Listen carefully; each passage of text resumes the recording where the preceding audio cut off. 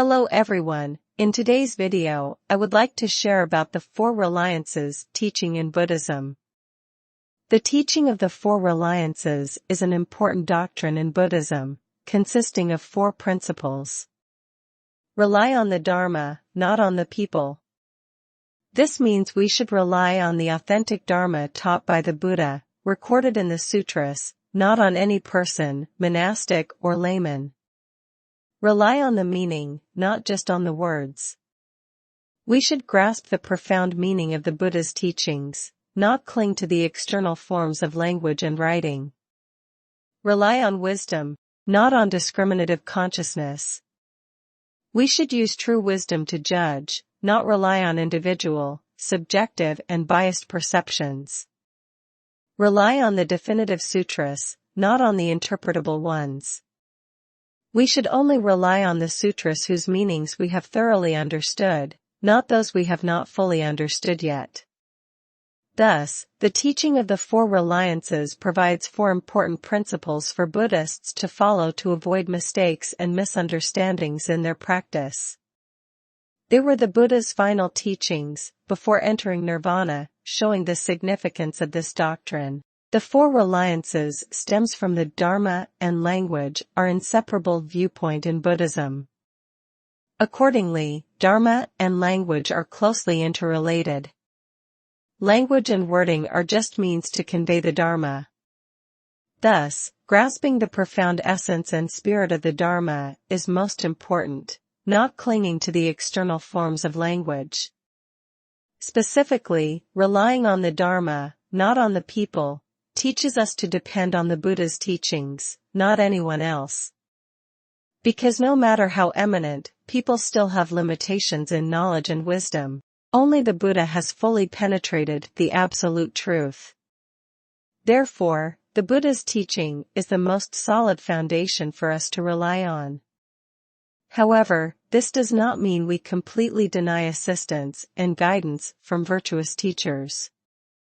It is just that in case of contradiction, we should give priority to the Buddha's teaching. Relying on the meaning, not just on the words, is even more profound. Because even the Buddha's words are just skillful means, limited expressions pointing to the absolute truth. Thus, grasping the deep and subtle meaning the Buddha wants to convey is most vital, not the words themselves. For instance, when reading the sutras, just counting the number of sentences and words without understanding the meaning is useless. Or there are very concise statements, but with extremely profound meanings. Therefore, grasping the meaning is essential. Relying on wisdom, not on discriminative consciousness, is even more sublime.